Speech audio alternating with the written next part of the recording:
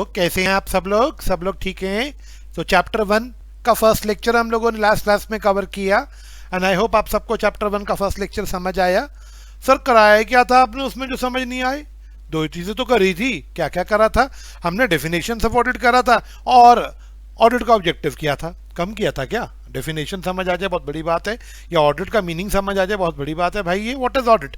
देसी भाषा में बोलूं तो ऑडिट का मतलब चेक करना, कोई भी चीज को चेक करना ऑडिट होता है। क्या ये बात सही है? मेरे साथ बोलो व्हाट इज ऑडिट। सर कोई भी चीज चेक करना, come on what is audit? कोई भी चीज चेक करना। अब मुझे ये बताओ ऑडिट कितने तरह का तो नहीं कराया मैंने तुम लोगों को अभी। मुझे ये बताओ कि डेफिनेशन क्या थी ऑडिट की। Sir definition of audit, audit is an audit is independent examination. Come on, किस चीज का एग्जामिनेशन? ऑफ डेटा लिख दे, बुक्स लिख दे, अकाउंट लिख दे। सर बेटर वर्ड है ऑफ फाइनेंशियल इंफॉर्मेशन। किसका? Of any entity. कौन सी एंटिटी? वेदर प्रॉफिट ओरिएंटेड और नॉट। कोई भी एंटिटी का सर, चाहे वो प्रॉफिट ओरिएंटेड हो चाहे नहीं हो, and irrespective of it size और legal form. Very good. Irrespective of it size और लीगल फॉर्म, चाहे उसका साइज बड़ा हो छोटा हो, लीगल फॉर्म बड़ा हो छोटा हो, कोई फर्क नहीं पड़ता। When such an examination is conducted with a view to express an opinion thereon। बिल्कुल ठीक बात। ऑडिटर को कितनी बातें चेक करनी है? वो 6 बातें। अगर आपको उसके कीवर्ड्स याद हो, नहीं हो तो मेरे साथ साथ बोलना। पहला कीवर्ड हमें क्या मिलाना है? हमें देखना है कि जितनी भी एंट्रीज हुई हैं, सब लोग जितनी भी हैं बुक में, जितनी भी एंट्रीज हैं सबके सब मैच कर रही हैं। किसके साथ मैच कर रही हैं जरा बताना। फर्स्ट पॉइंट सर हमने तो ऐसे स्लाइड में आपको ऐसे बताया था। फर्स्ट पॉइंट, क्या सारी एंट्रीज के बिल्स या एविडेंसेस या वाउचर्स आपके पास हैं? ठीक। सेकंड, जो चीज़ें बुक में हैं वही चीज़ें अकाउंट्स में चढ़ी हैं, मैच कर रहे हैं। कोई चीज़ ओमिट तो नहीं हो गई? क्या हमने अकाउंटिंग स्टैंडर्ड्स के हिसाब से डिस्क्लोजर किया? कोई चीज़ कंफ्यूजिंग तो नहीं है? लास्ट में क्या ट्रू एंड फेयर व्यू दे रही है books? What was true and fair view? क्या ऑलमोस्ट सही है बुक्स? नेक्स्ट सवाल, फिर हम लोगों ने बात करा ऑडिट का ऑब्जेक्टिव। स्टैंडर्ड नंबर याद है किसी को? What was the objective of audit? Sir ऐसे 200 पढ़ाया था आपने। Great. SA stands for standard on auditing. Clear? ऐसे 200 ने क्या बोला? ऑडिट के 2 ऑब्जेक्टिव हैं। पहला objective to obtain reasonable assurance. Sir reasonable क्यों? 100% क्यों नहीं? क्योंकि ऑडिट की अपनी कुछ लिमिटेशंस हैं। ऑडिटर चाह के भी 100% एश्योरेंस नहीं दे पाएगा। क्या बात क्लियर? ऑडिटर आप रीजनेबल एश्योरेंस दे दो। ऑडिटर बोला जी किस बात की एश्योरेंस दे दूं? ऑडिटर आप बस रीजनेबल एश्योरेंस दे दो कि financial statements are free from material misstatements. और टू सेकंड ऑब्जेक्टिव क्या है? आपको रिपोर्ट करना है ऑडिटर फाइनेंशियल स्टेटमेंट्स पे। किसके हिसाब से?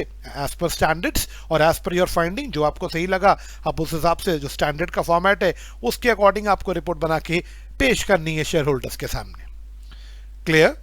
अगर हम अपने फ्लो चार्ट्स को याद करें तो फ्लो चार्ट में पहला पेज हमारा कंप्लीट है, meaning and definition of audit और ऑडिट के ऑब्जेक्टिव्स क्लियर है। Come on, clear? Can we move to second page? आज का सेकंड पेज क्या है भैया? Types of audit. क्लियर? तो मेरा सवाल टाइप्स ऑफ ऑडिट, आइए चलते हैं टाइप्स ऑफ ऑडिट के अंदर।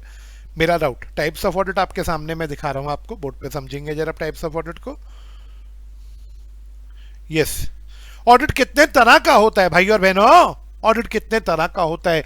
तो जवाब ये तो तुम्हारे स्टडी मैट में जो लिखा है, पहले मैं तुम्हें वो नहीं बताऊंगा। ऑडिट बहुत तरह का होता है। लास्ट क्लास में क्या बोला था? ऑडिट का मतलब चेक करना होता है। ऑडिट बहुत तरह का हो सकता है।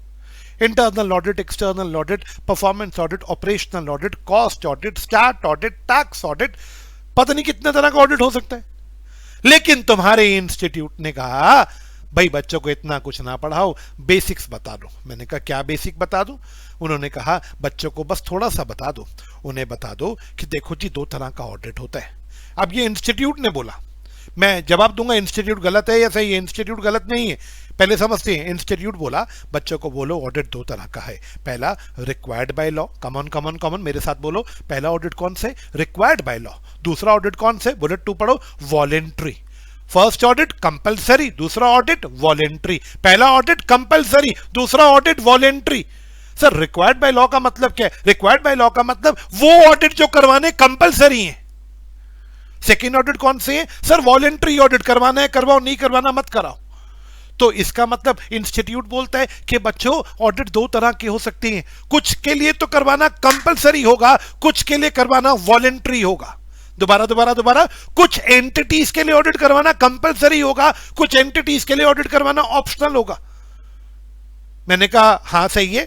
बुलेट 1, कौन सी एंटिटीज है जिनको रिक्वायर्ड है लॉ के द्वारा कि तुम्हें करवाना ही पड़ेगा? हमने कहा बताओ। बोला पहला कंपनीज। मैंने लास्ट क्लास में बोला था कंपनीज के लिए तो साहब 1913 से कंपलसरी है, कंपनीज को तो ऑडिट करवाना पड़ेगा। Required by law, companies act में क्लियरली लिखा है कंपनीज को ऑडिट करवाना पड़ेगा, comma statutory bodies, statutory bodies जिनका अपना स्पेशल एक्ट है, LIC act, chartered accountant act, ये सब स्टैट्यूटरी बॉडीज ही तो है, एलआईसी, सीए इंस्टीट्यूट, इनके रिस्पेक्टिव एक्ट, मैं वर्ड बोल रहा हूँ रिस्पेक्टिव एक्ट्स, एलआईसी का अपना एक्ट, एलआईसी एक्ट वो उसका रिस्पेक्टिव एक्ट है, सीए इंस्टीट्यूट का अपना एक्ट, चार्टर्ड अकाउंटेंट एक्ट वो उसका रिस्पेक्टिव एक्ट है, इनके एक्ट में लिखा है इनको ऑडिट करवाना पड़ेगा, रिस्पेक्टिव एक्ट्स में लिखा स्टैट्यूटरी बॉडीज के। मेरा डाउट सर क्या हो गया आपको, आपके स्पेलिंग गलत है? हाँ बेटा स्टैट्यूटरी के भी स्पेलिंग गलत है। क्या करते हो सर, आपको स्पेलिंग लिखने नहीं आते? ना बेटे मैं गलती कर देता हूँ, कोई बात नहीं ना यार सर, गलती करोगे तभी तो सीखोगे। स्टैट्यूटरी बॉडीज के बाद तीसरा नाम बैंकिंग कंपनी। अरे भाई बैंकिंग कंपनीज क्या होती है? जो बैंकिंग का बिजनेस कर रही है, एचडीएफसी बैंक, आईसीआईसीआई बैंक, इनके लिए भी ऑडिट करवाना कंपलसरी है बैंकिंग रेगुलेशन एक्ट के अकॉर्डिंग। तो मेरा डाउट, आपने एक बात ऑब्जर्व करी, कंपनीज के लिए कराना कंपलसरी है कंपनीज एक्ट के अकॉर्डिंग, स्टैट्यूटरी बॉडीज के लिए करवाना कंपलसरी है रिस्पेक्टिव एक्ट्स में लिखे उनके, और बैंकिंग कंपनीज के लिए जरूरी है बैंकिंग रेगुलेशन एक्ट के अकॉर्डिंग। तो कहने से रिक्वायर्ड बाय लॉ से लॉ का मतलब समझ आया, इनके लॉज में लिखा है इनको ऑडिट करवाना ही पड़ेगा। और यहां पे तुम्हारी मॉड्यूल में तो इतना ही लिखा है, मैं एग्जांपल और दे देता हूं, इंश्योरेंस कंपनीज को ऑडिट करवाना कंपलसरी है, इलेक्ट्रिसिटी कंपनीज को भी ऑडिट करवाना कंपलसरी है, और पता नहीं कितनी एंटिटीज हो सकती हैं जिनके लॉज में लिखा है उन्हें ऑडिट करवाना ही पड़ेगा। क्या बात क्लियर? नेक्स्ट सवाल, अब सेकंड बुलेट, वो एंटिटीज जिनके लिए ऑडिट कराना कोई कंपल्शन नहीं है, वॉलेंट्री है।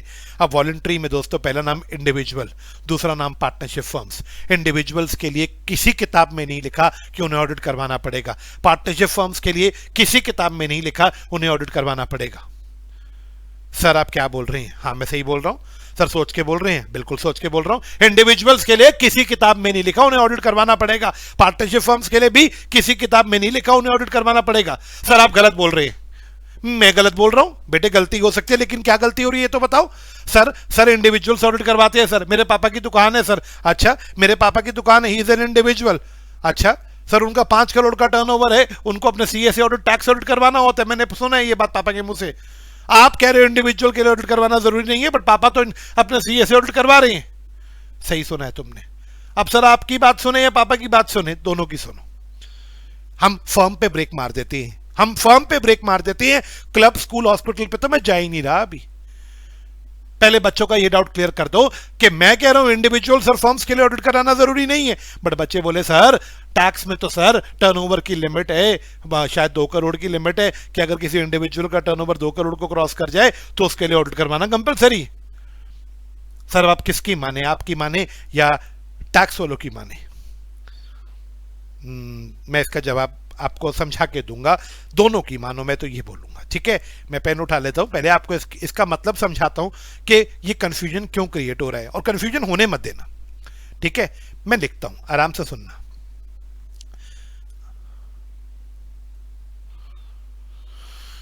यस मेरा सवाल किसके लिए, मैं कुछ अपनी बात को जस्टिफाई करना चाहता हूं, आराम से सुनना।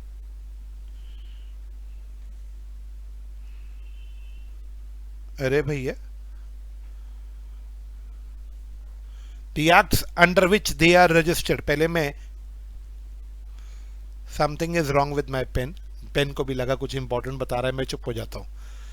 पेन भैया भैया भैया भैया चलना भैया, 1 मिनट। पेन कह रहा है बहुत ठंड है, मेरा मन नहीं कर रहा चलने का। पेन भाई ऐसे मत करो, पेन भैया कम ऑन।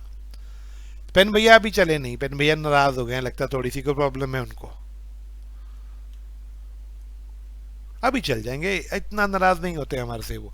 मेरा सवाल, मैंने अभी आपको बोला कंपनीज के लिए ऑडिट करवाना कंपलसरी, स्टैट्यूटरी कंपनीज के लिए ऑडिट कराना कंपलसरी, बैंकिंग कंपनीज के लिए ऑडिट कराना कंपलसरी। वॉलेंट्री की बात आई तो मैंने बोला इंडिविजुअल्स, यस इंडिविजुअल्स के बाद मैंने बोला दूसरा नाम मैंने किसका बोला, पार्टनरशिप फर्म्स, इनके लिए ऑडिट कराना कंपलसरी नहीं। ठीक है अब मेरी बात को ध्यान से सुनना।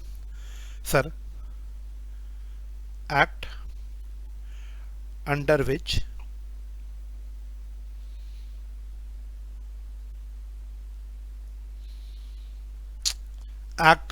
which these entities are formed,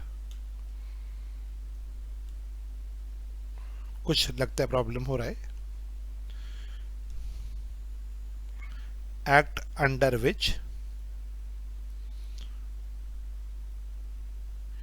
entities are formed. ठीक है, मेरी बात को समझना। कंपनीज किस एक्ट में फॉर्म्ड होती हैं? सर कंपनीज एक्ट, और उस एक्ट में लिखा है उन्हें ऑडिट करवाना पड़ेगा। क्लियर? सेकंड, पार्टनरशिप फर्म्स कौन सी एक्ट में बने हैं?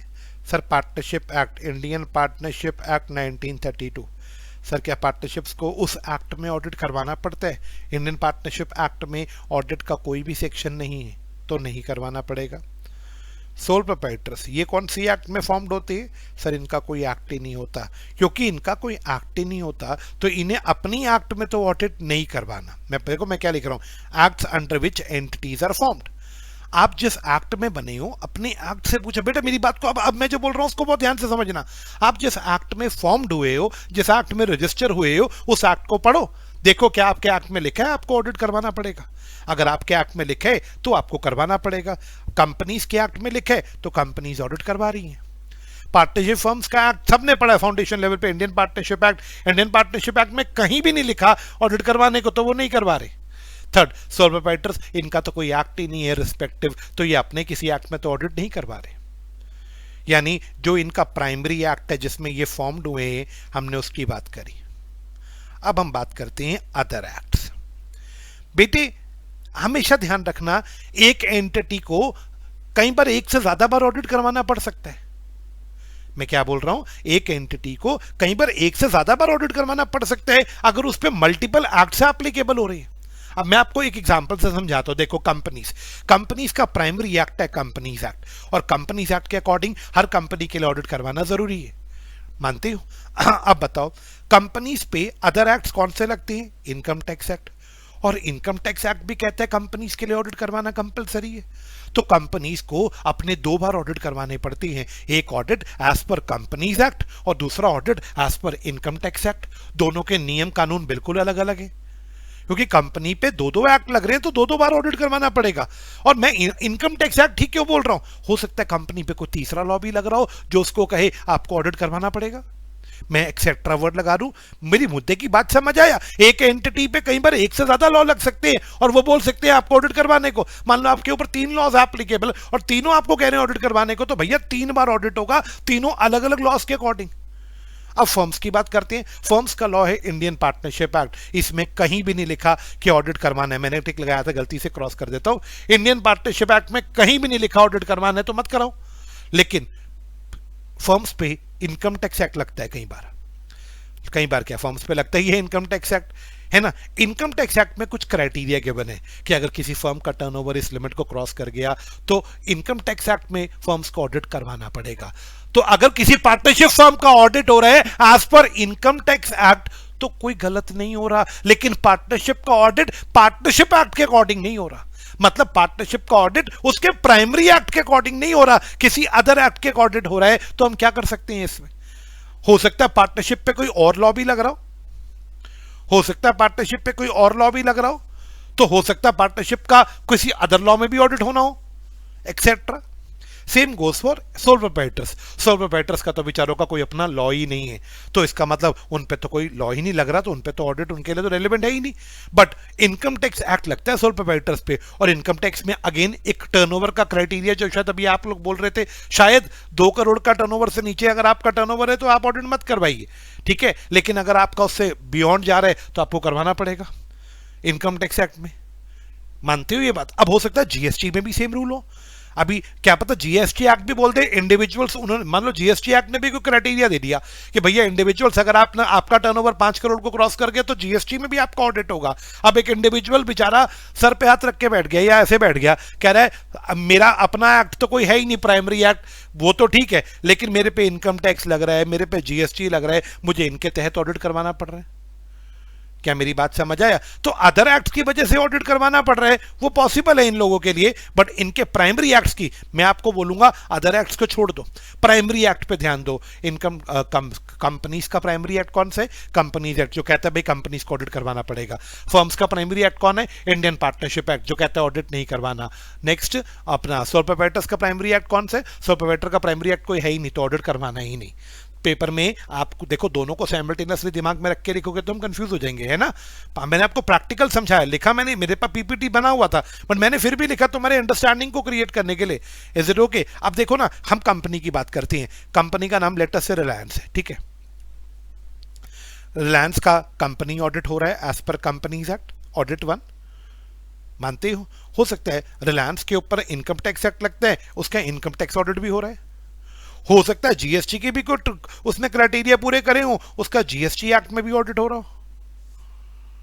तो रिलायंस के तो 3-3 बार ऑडिट हो रहे हैं, एक्सेट्रा। मैं बार बार एक्सेट्रा क्यों बोल रहा हूं? हो सकता है कोई और लॉस भी लग रहे हो और वो भी बोल रहे हो रिलायंस का ऑडिट होगा जी।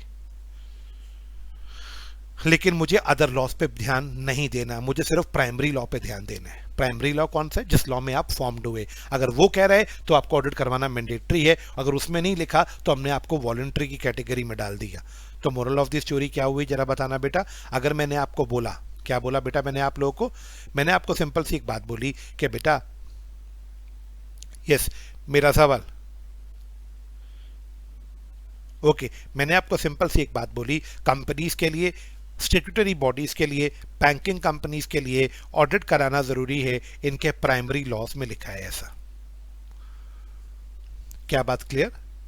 इंडिविजुअल्स और फर्म्स के लिए ऑडिट कराना जरूरी नहीं है, क्योंकि इनके प्राइमरी लॉज में ऐसा कुछ लिखा ही नहीं। बोलिए, क्या बात क्लियर? Can we move? अब आगे बात करते हैं। अगर आपको इतना क्लियर है तो will move towards next point. Yes, will move towards next point. मेरा डाउट बेटे, अगर मैं बात करूं क्लब की, बात अब समझना, क्लब की, यस अब मैं बात करता हूं क्लब की।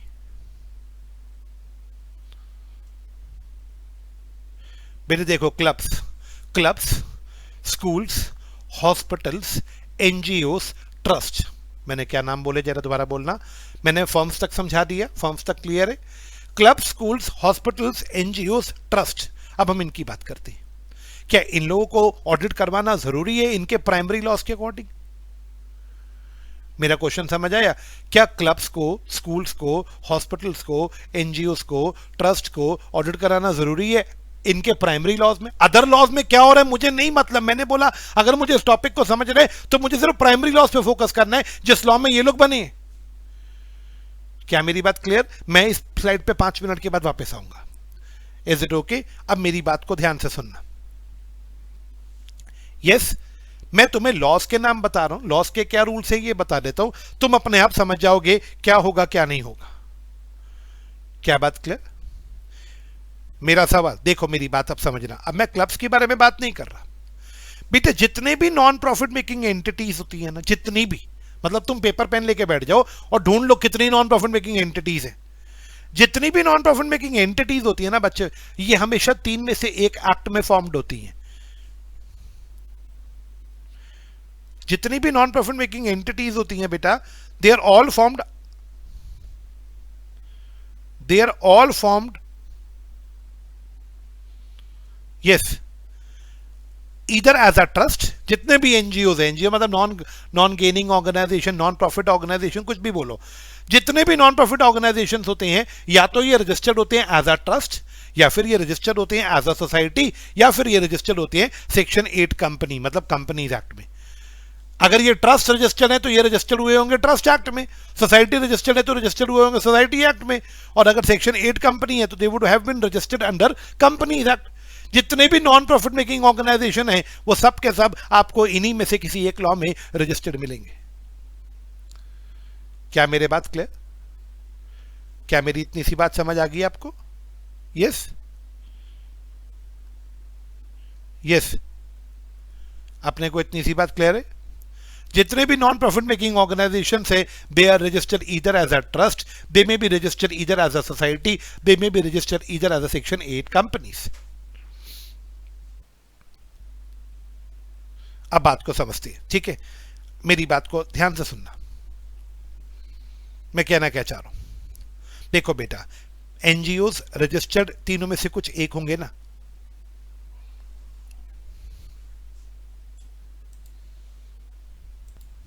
तो मेरा सवाल, अब देखो मैं एक बात बोलता हूं, देखो ट्रस्ट, सबसे पहले ट्रस्ट की बात करते हैं। जितने भी एनजीओ होंगे हो सकता है वो ट्रस्ट रजिस्टर्ड हो। अब हम ट्रस्ट की बात करते हैं 5 मिनट, ठीक है? What is trust? आप लोगों में से कईयों ने वर्ड सुना होगा ट्रस्ट। ये ट्रस्ट होते क्या है और एनजीओ इसमें क्यों रजिस्टर होती है? बेटा ट्रस्ट में हमेशा ध्यान रखना 3 पार्टीज होती हैं। ट्रस्ट का ऑथर,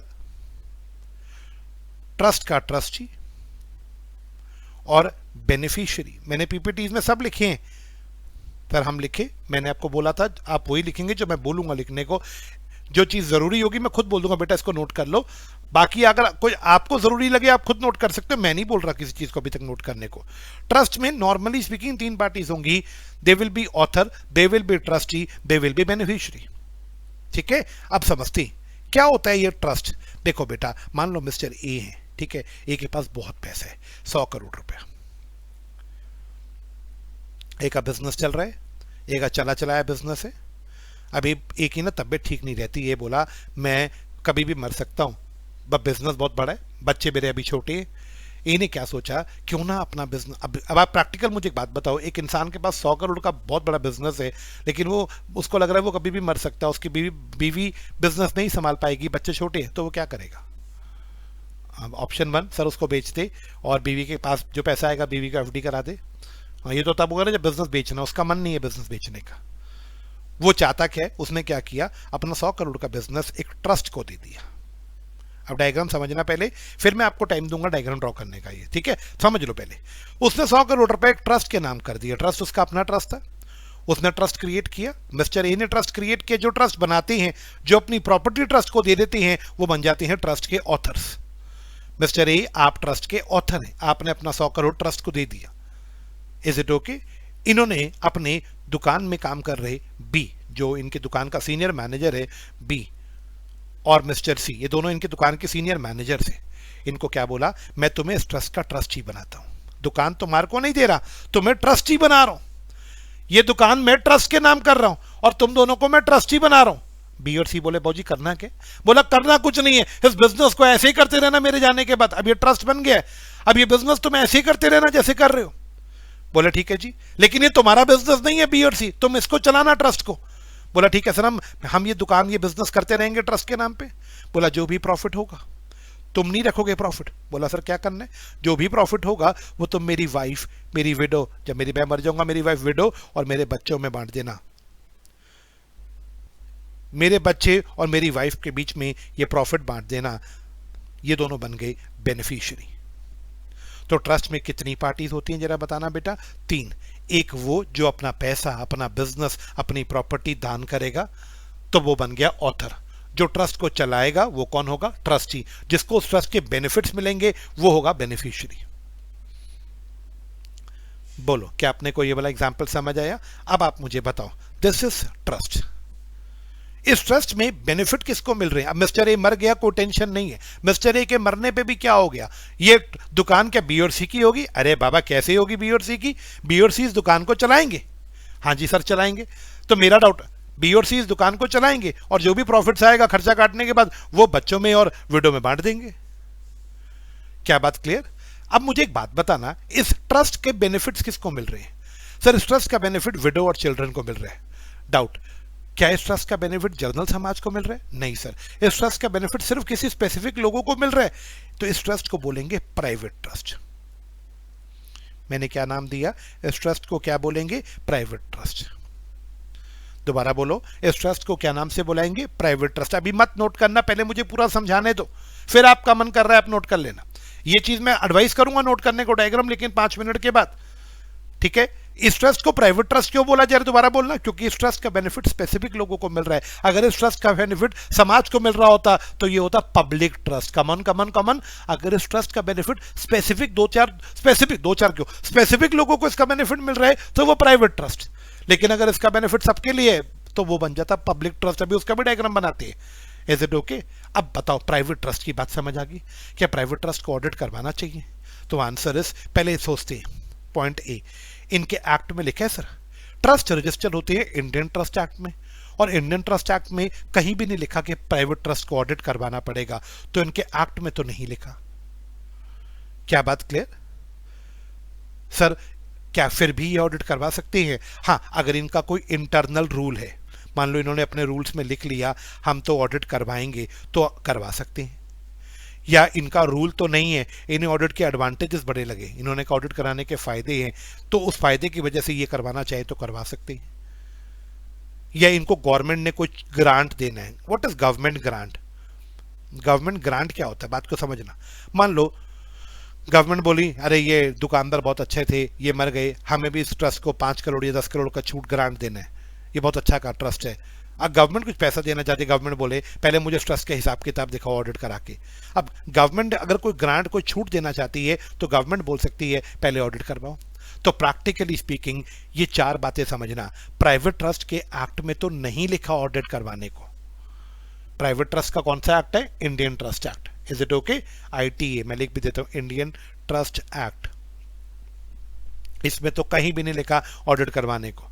क्या अपना कोई रूल बना के सोसाइटी कोई ट्रस्ट अपना रूल बना ले? हाँ, हर ट्रस्ट के अपने रूल्स होते हैं, अगर किसी ट्रस्ट के रूल में लिखा है ऑडिट करवाना है तो वो करवा सकते हैं। थर्ड सवाल, किसी ट्रस्ट को एडवांटेजेस अच्छी लग रही हैं, ऑडिट के एडवांटेजेस हमारा नेक्स्ट टॉपिक है आज। अगर किसी ट्रस्ट को ऑडिट के एडवांटेजेस अच्छे लग रहे हैं तो वो एडवांटेजेस की वजह से करवा सकते हैं। फोर्थ सवाल, क्या गवर्नमेंट ग्रांट में करवा सकते हैं? गवर्नमेंट ग्रांट देने से पहले बोल सकती है ऑडिट करवाओ। तो प्रैक्टिकली इनके एक्ट में तो नहीं लिखा इनके लिए ऑडिट कराना जरूरी है। क्या बात क्लियर? इनका प्राइमरी एक्ट कौन सा है? इंडियन ट्रस्ट एक्ट, और उसमें कहीं नहीं लिखा कि प्राइवेट ट्रस्ट को ऑडिट करवाना पड़ेगा। क्या बात क्लियर? ट्रस्ट की तीनों पार्टीज के नाम समझ आ गए। जो ट्रस्ट बनाएंगे वो ऑथर होंगे, जो ट्रस्ट चलाएंगे वो ट्रस्टी होंगे, और जिनको बेनिफिट मिलेगा वो बेनिफिशियरीज होंगे। मोरल ऑफ द स्टोरी क्या है? इन ट्रस्ट प्राइवेट ट्रस्ट के लिए ऑडिट करवाना जरूरी है? बिल्कुल नहीं सर। लेकिन अगर ऑडिट कराएंगे तो उसका फायदा किसको होगा? प्रैक्टिकली बताइए। ये मर चुका है, ये लोग बिजनेस कैसे कर रहे हैं कैसे नहीं कर रहे वो तो यही दोनों बी और सी जानते हैं। अगर मान लो ये बी और सी गलत काम करते हैं, ढंग से दुकान नहीं चलाते, जानबूझ के ज्यादा से ज्यादा खर्चे बांटते हैं, प्रॉफिट कम शो करते हैं, तो विडो और चिल्ड्रन बेचारे क्या कर सकती हैं? विडो एंड चिल्ड्रन क्या कर सकती हैं? वो तो जो प्रॉफिट मिलेगा खाते रहेंगे वो profit.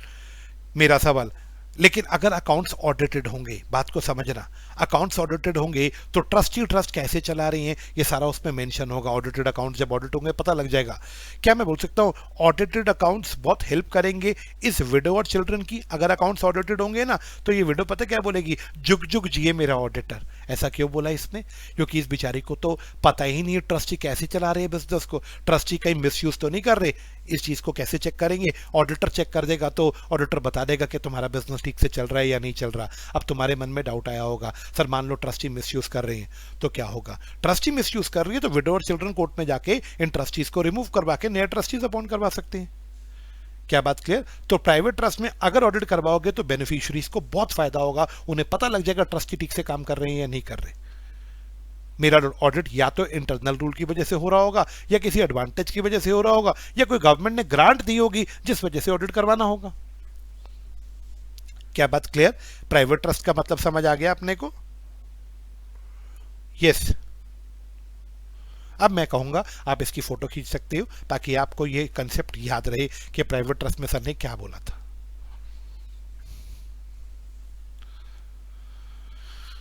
Yes, can we move?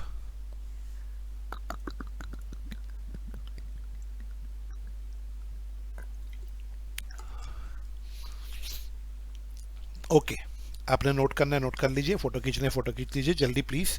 अब मैं प्राइवेट ट्रस्ट के बाद कौन सा ट्रस्ट समझाऊंगा? Public trust. एक छोटा सा डायग्राम उसका बना लेता हूं, उसके ऊपर भी बात कर लेते हैं।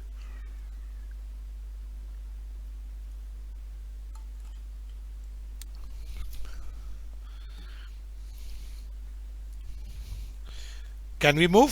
Sir move please. Okay, thank you बेटा। अब सवाल, ट्रस्ट में दूसरा नाम आता है पब्लिक ट्रस्ट का।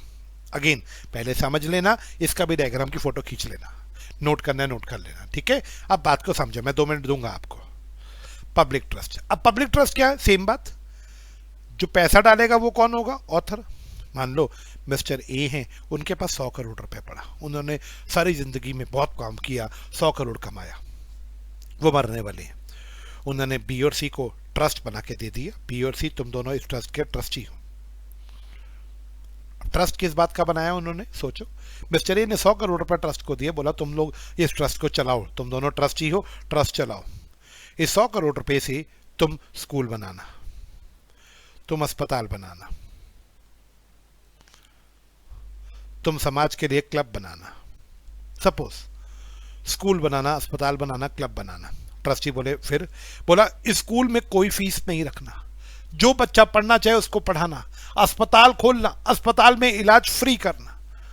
100 करोड़ बहुत होता है। क्लब्स, क्लब्स खोलना, हमारे कॉलोनी में क्लब खोल देना, जहां पे इंडोर आउटडोर गेम्स रख देना, किसी भी बंदे को मना मत करना, पब्लिक का कोई बंदा क्लब में आना चाहे आ सकता है। अब आपके मन में आएगा सर स्कूल में कोई फीस नहीं, इन्होंने बोला, ट्रस्टी ने बोला कोई फीस नहीं ले। मिस्टर ए जो ट्रस्ट के मालिक थे उन्होंने क्या बोला, कोई फीस मत देना, या फीस लेना भी तो बहुत 10-20 रुपए की फीस ले लेना, अस्पताल में भी 10-20 रुपए ले लेना, लेकिन ज्यादा नहीं, कमाना नहीं है। अब इन्होंने, बताओ मेरा डाउट, इन लोगों ने जो ट्रस्ट बनाया इसका बेनिफिट क्या सिर्फ विडो और वो बच्चे खा रहे हैं या समाज के लिए बनाया? सर समाज के लिए बनाया। तो मैं बोल सकता हूं इस ट्रस्ट में इन्होंने बेनिफिट पब्लिक को दिया, तो मेरा डाउट, ये ट्रस्ट बन गया पब्लिक ट्रस्ट। क्या बात clear? This is called a public trust, जिसमें हम ये बोलते हैं भाई समाज के लिए है, जो मर्जी आके खा सकता है, जो मर्जी पी सकता है, that becomes a public trust. लेकिन प्राइवेट ट्रस्ट में हम ऐसा नहीं बोलते। प्राइवेट ट्रस्ट में तो हम क्या बोलते हैं, इसका बेनिफिट सिर्फ उन प्राइवेट लोगों को मिलेगा, एग्जाम्पल विडो और चिल्ड्रन को। क्या बात क्लियर? तो मेरा सवाल, क्या इनके लिए ऑडिट करवाना जरूरी होता है? अगेन शुरू करती है, इनके एक्ट में क्या लिखा है, वहीं से शुरू करूंगा बेटा बोलना मैं।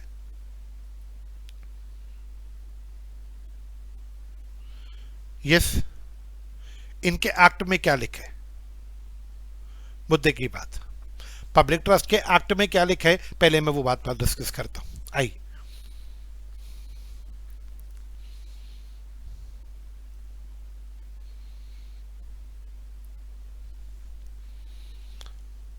पब्लिक ट्रस्ट के ऊपर भी कौन सा एक्ट लग रहा है, इंडियन ट्रस्ट एक्ट, और उसमें नहीं लिखा, इन्हें ऑडिट करवाना पड़ेगा।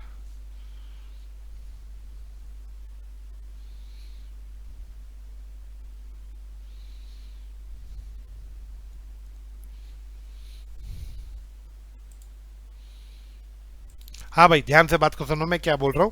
पब्लिक ट्रस्ट के ऊपर भी अगेन कौन सा एक्ट लग रहा है, इंडियन ट्रस्ट एक्ट, और इंडियन ट्रस्ट एक्ट में कहीं भी नहीं लिखा इन्हें ऑडिट करवाना पड़ेगा। क्या बात क्लियर?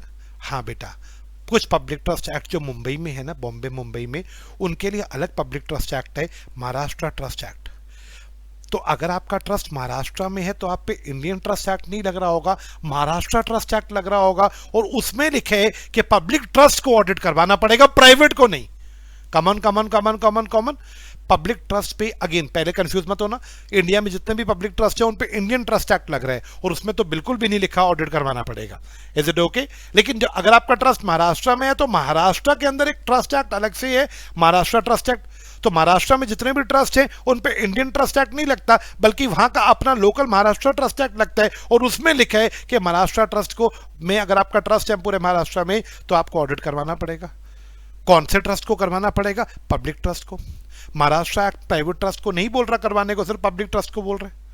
तो पब्लिक ट्रस्ट को ऑडिट करवाना पड़ सकता है अगर वो महाराष्ट्र में, बाकी इंडिया के अंदर इंडियन ट्रस्ट एक्ट ने कुछ नहीं बोल रखा ऑडिट करवाने को। लेकिन सर सपोज करो, ठीक है ये बात आपकी समझ आ गई कि महाराष्ट्र में होगा तो करवाना पड़ जाएगा। नेक्स्ट सवाल, सर क्या वो आप अपार्ट फ्रॉम एक्ट में नहीं लिखा मान लो उसके, तो क्या वो अपनी मर्जी से करवा सकता है? वो तो ऑप्शन हमेशा ही खुला है बेटा, वो तो मैं कभी मना कर ही नहीं सकता। क्या मैं बोल सकता हूं सेकंड पॉइंट में मैंने क्या बोला, अगर किसी को एक्ट महाराष्ट्र एक्ट आप पे लग रहा है तो आपको ऑडिट करवाना पड़ेगा, उसके अलावा आपके लिए ऑडिट करवाना जरूरी नहीं है। लेकिन क्या आप फिर भी एडवांटेजेस की वजह से करवा सकते हो, या किसी पब्लिक ट्रस्ट का अपना इंटरनल रूल है, क्या वो उस रूल की वजह से ऑडिट करवा सकता है? Yes sir. क्या पॉइंट नंबर 4, किसी ट्रस्ट को सरकार ने कोई छूट देनी है, ग्रांट। सपोज इसी ट्रस्ट को देख लेते हैं, इस ट्रस्ट को बोला सरकार ने, अरे तुम तो बहुत अच्छा काम कर रहे हो 100 करोड़ में, अरे बहुत बढ़िया, चलो हम 100 करोड़, हम गवर्नमेंट बोली हम भी ग्रांट देते हैं, बनाओ तुम स्कूल हॉस्पिटल। अब गवर्नमेंट बोली हम 100 करोड़ का ग्रांट देंगे, लेकिन हमारी एक शर्त है, हमें पहले इसकी हिसाब किताब दिखाओ कि ये स्कूल कैसे चला रहे हैं, कैसे हॉस्पिटल चला रहे हैं ट्रस्टी। गवर्नमेंट ने ग्रांट देने से पहले बोला तो क्या ऑडिट करवाना पड़ेगा? यस। तो मेरा डाउट, आपको पब्लिक ट्रस्ट में क्या याद रखना है, पब्लिक ट्रस्ट में भी प्राइवेट ट्रस्ट की तरह डायग्राम बनेगा। क्या बात क्लियर? सेम डायग्राम, फर्क कहां आया? पब्लिक ट्रस्ट का बेनिफिशियरी कौन होगा? पब्लिक होगा, एक्सचेंज यहां पे आया। दूसरा एमएचटी एक्ट आ गया, महाराष्ट्र ट्रस्ट एक्ट यहां पे एक नया आ गया। क्या बात क्लियर? महाराष्ट्र ट्रस्ट एक्ट नया आ गया। तो क्वेश्चन में आया क्या ट्रस्ट के लिए ऑडिट करवाना कंपलसरी है? तो answer is no, no where it is written कि ट्रस्ट के लिए ऑडिट करवाना कंपलसरी है। Is it okay? Primary act में तो नहीं है, सेकेंडरी एक्ट, अदर एक्ट की मैं बात ही नहीं कर रहा। मैंने बोला था इस टॉपिक में आप सिर्फ प्राइमरी एक्ट पे ध्यान दोगे। ट्रस्ट का primary act Indian trust act है और उसमें नहीं लिखा ऑडिट करवाने को। क्या बात क्लियर? प्राइवेट ट्रस्ट के लिए तो बिल्कुल मना कर दिया मैंने, पब्लिक ट्रस्ट को क्या करवाना पड़ेगा? पब्लिक ट्रस्ट अगर महाराष्ट्र में है तो वहां लिखा ऑडिट करवाना पड़ेगा, अदर ट्रस्ट के लिए तो जरूरत नहीं है। बट फिर भी एडवांटेजेस की वजह से ये लोग करवाना चाहें, या इंटरनल रूल की वजह से ये लोग करवाना चाहें, या गवर्नमेंट ग्रांट्स इनको मिल रहे हैं इसलिए करवाना पड़े, तो वो बात अलग है। प्लीज इसकी भी फोटो क्लिक कर लो या इसको भी नोट कर लो, जो करना है। आपके पास 1 से 2 मिनट का टाइम है, फिर मैं आपको आगे मूव करवाता हूँ ट्रस्ट का फंडा क्लियर करके।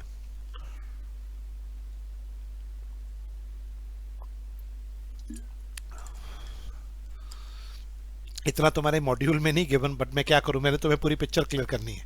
मैं रटवाना नहीं चाहता, पूरी बात समझ आनी चाहिए कौन से एक्ट में क्या लिखा है। Can we move? कर लीजिए, कोई बात नहीं।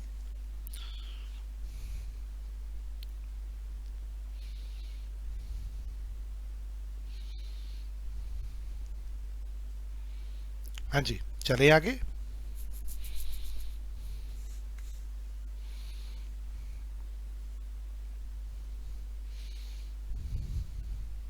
ओके, अब मुद्दे की बात समझो। ट्रस्ट का मतलब क्लियर है? पहले ट्रस्ट को रीड कर लेते हैं। टाइप्स ऑफ ऑडिट में हमने अभी कुछ भी रीड नहीं करा, ऑडिट रिक्वायर्ड अंडर लॉ भी रीड नहीं करा, हमने कुछ भी नहीं रीड करा, हम सिर्फ ट्रस्ट को पढ़ेंगे। क्या बात क्लियर है? सिर्फ ट्रस्ट को। सब लोग रेडी होने चाहिए ट्रस्ट पढ़ने के लिए। मैं थोड़ा सा जूम इन कर लेता हूं ट्रस्ट को। Are you ready? Let's start. Trust however stands on a slightly different footing। ये ऐसा क्यों लिखा however stands on a different footing? क्योंकि ये ना पीछे से चलता आ रहा था, पीछे कुछ और एनपीओस की बात हो रही थी, उनके लिए कुछ रूल अलग है, ट्रस्ट के रूल्स अलग है। ट्रस्ट के लिए क्या फुट रूल्स है भैया?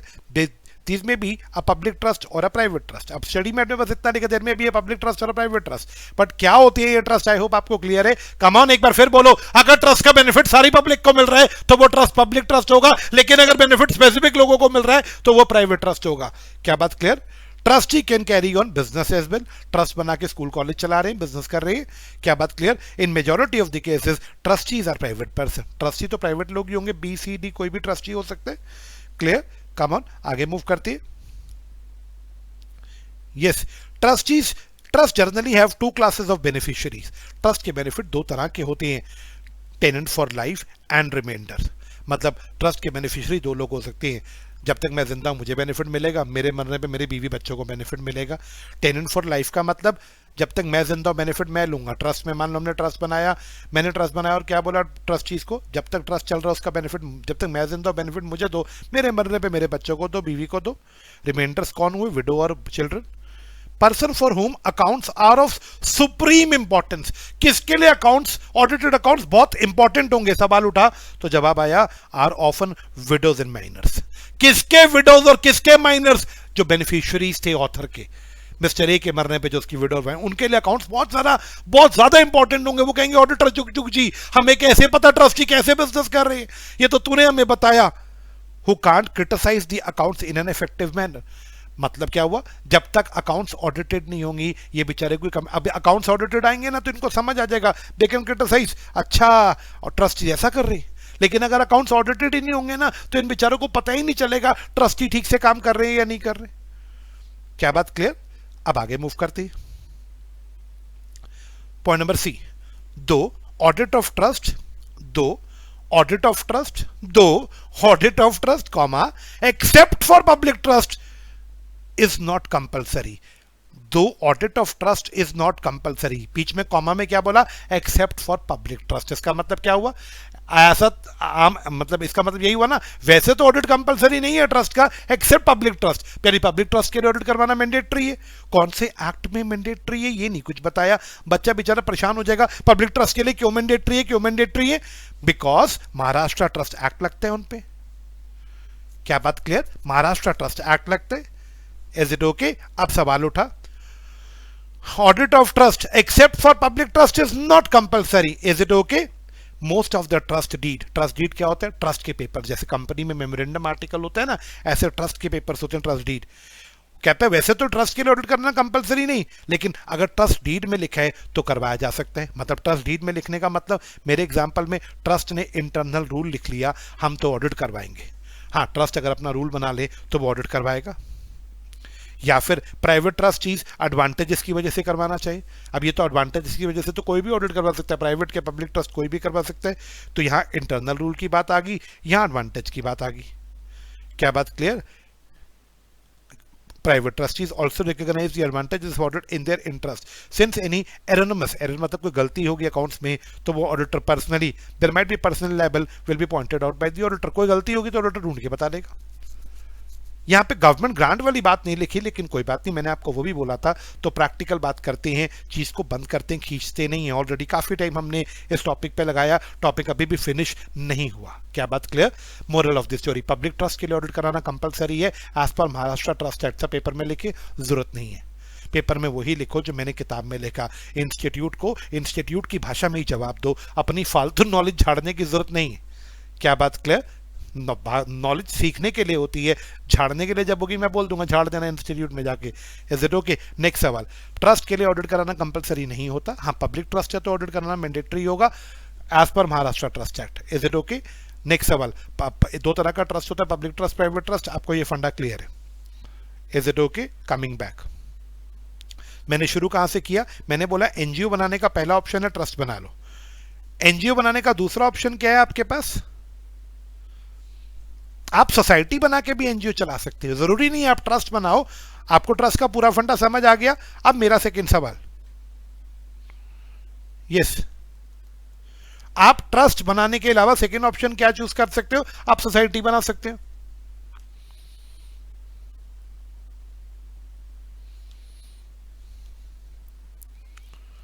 आप सोसाइटी बना लो। सोसाइटीज रजिस्टर्ड होती हैं, सोसाइटी रजिस्ट्रेशन एक्ट 1860 में। सोसाइटी ट्रस्ट की तरह ही होती है, बट जैसे ट्रस्ट में एक ऑथर होगा जो ट्रस्ट बनाएगा बेनिफिशियरी के लिए, ऐसा यहां नहीं होता। यहां पे मान लो 7 लोग इकट्ठे हुए, इन्होंने एक सोसाइटी बना ली। क्या बात क्लियर? ये कोई non profit entity, non profit काम करेंगे। सपोज स्कूल खोल लेंगे, हॉस्पिटल खोल लेंगे, क्लब खोल लेंगे, कुछ भी non profit making, non charitable काम करने के लिए सोसाइटी बना लेंगे। Is it okay? 7 लोग मिलकर सोसाइटी को चलाएंगे। Is it okay? ये कोई वर्क करेंगे, एग्जाम्पल स्कूल चलाएंगे, हॉस्पिटल चलाएंगे, कोई भी नॉन प्रॉफिट मेकिंग काम करेंगे। Is it okay? तो मेरा डाउट, यहां 7 लोग मिलकर कोई काम कर रहे हैं तो सोसाइटी है। अगर एक बंदे ने बना के दूसरों को बोला तुम चलाओ, तीसरे को बेनिफिट देना है, तो वो ट्रस्ट था। Is it okay? Societies registered होती हैं सोसाइटी रजिस्ट्रेशन एक्ट में। Is it okay? क्या सोसाइटीज के लिए ऑडिट कराना कंपलसरी है? अगेन, इनका प्राइमरी एक्ट है सोसाइटी रजिस्ट्रेशन एक्ट, और उसमें तो बिल्कुल भी नहीं लिखा कि ऑडिट कराना जरूरी है, क्रॉस कर दिया मैंने। लेकिन मुंबई वाली बात यहां भी लग रही है, किताब में नहीं लिखी बट बता रहा हूं प्रैक्टिकली। महाराष्ट्र का अपना सोसाइटी रजिस्ट्रेशन एक्ट है, और वो कह रहे हैं महाराष्ट्र में जो सोसाइटीज हैं उन्हें ऑडिट करवाना पड़ेगा। जो अनाथालय वगैरह होते हैं ना, वो नॉर्मली सोसाइटी में रजिस्टर्ड होती है। अनाथालय, ये बूढ़े लोगों के लिए जो घर वगैरह होते हैं, ये भी इस तरह से बनाई जाती, सोसाइटी रजिस्टर करवाई जाती। तो मेरा डाउट, गुरुद्वारे मंदिर भी प्रैक्टिकली आपको सोसाइटी के रूप में ही मिलेंगे रजिस्टर्ड। तो अगेन एक्ट, अगर इनके जो सोसाइटी रजिस्ट्रेशन एक्ट है उसमें तो नहीं लिखा, महाराष्ट्र एक्ट में लिखा है। महाराष्ट्र में अगर कोई सोसाइटी है तो उसको ऑडिट करवाना पड़ेगा। लेकिन वही 3 बातें जो मैं बार बार बोलता हूँ, अगर कोई सोसाइटी अपना इंटरनल रूल बना ले तो उसके तहत करवा सकती है। अगर किसी को लग रहा है यार बहुत सारे फायदे हैं ऑडिट करवाने के, तो करवा सकती है। अगर किसी सोसाइटी को गवर्नमेंट से कोई बेनिफिट होना हो तो गवर्नमेंट ग्रांट की वजह से ऑडिट करवा सकती है। क्या बात क्लियर? मैंने थोड़ा सा जल्दी रैप अप किया क्योंकि मैंने सारी बात आपको ट्रस्ट में डिटेल में सिखा दी। तो सोसाइटी और ट्रस्ट में फ़र्क क्या है, ये मुद्दे की बात कर लेते हैं। अब कंसेप्चुअल फ़र्क ये है कि 7 लोग मिलकर चला रहे हैं, सोसाइटी है सब, लेकिन अगर एक बंदे ने बना के दूसरे को बोला यार तू इसका बेनिफिट तीसरे में बांट, तो वो ट्रस्ट था। Non profit making entity number 3 है सेक्शन 8 कंपनीज। सेक्शन 8 कंपनी मतलब एक कंपनी रजिस्टर करवा के आप कोई चैरिटी का काम कर रहे हो। Is it okay? सर अगर आप कंपनी रजिस्टर करवाओगे तो कंपनीज एक्ट 2013 के तहत तो इसका ऑडिट करवाना मैंडेटरी है। Section 8 companies will be registered under companies act, और उनके एक्ट में तो लिखा है भैया ऑडिट करवाना कंपलसरी है। जब एक्ट में ही लिख दिया तो बीसीडी तो यहाँ पे सूट ही नहीं करते कि वो इंटरनल रूल बना के ऑडिट करवाएगी, एडवांटेजेस की वजह से करवाएगी या गवर्नमेंट ग्रांट्स की वजह से कराएगी। उनके तो एक्ट में ही लिखे है कि अगर आप सेक्शन 8 कंपनी रजिस्टर करवा रहे हो तो कंपनीज एक्ट ने क्लियरली बोल रखा है आपको ऑडिट तो करवाना ही पड़ेगा। तो क्या ये वाली बात समझ आ गया आपको? मैंने ट्रस्ट का, सोसाइटी का, इन सब का मीनिंग क्लियर कर दिया। Is it okay? आइए, यस हम अब एनजीओस पढ़ रहे हैं। मैंने आपको बोला था ना एनजीओस 3 तरह के हो सकते हैं। NGOs can be trust, they can be society, they can be section 8 companies. आइए, for NPOs like schools, clubs, hospitals, आपने एक एनपीओ बनाया, स्कूल चला रहे हो, क्लब चला रहे हो, हॉस्पिटल चला रहे हो, most of them have some internal rules. या तो आप इंटरनल रूल्स की वजह से ऑडिट करवाओगे कि आपने रूल बना लिया स्कूल में हम अपना ऑडिट करवा रहे हैं, रूल बना के करा रहे हो, चलेगा। Agree. Activities in the nature of business is not all together ruled out. कहते हैं क्लब में बिजनेस भी होता है, क्लब में ड्रिंक्स बेची जाती है, खाना पीना बेचा जाता है, गेस्ट से फीस ली जाती है, क्लब की कोई इनकम आ सकती है कहीं से। मान लो क्लब की कोई प्रॉपर्टी है जो उसको रेंट पे दे रखी है क्लब ने, उसको इनकम आ सकती है। कहने का मतलब हमने एक बास्केटबॉल क्लब बनाया, वहाँ लोग आके बैठते हैं, हमने वहाँ कैंटीन बना रखी है, उन्हें सस्ते में बर्गर बेचते हैं, पैटीज बेचते हैं, बेच तो रही है ना। हमने सपोज करो हमारे पास ग्राउंड बहुत बड़ा है, हम किराए पे ग्राउंड भी देते हैं, मेरा बिजनेस हम कर रहे हैं, लेकिन बिजनेस कर रहे हैं, प्रॉफिट घर लेके नहीं जाएंगे।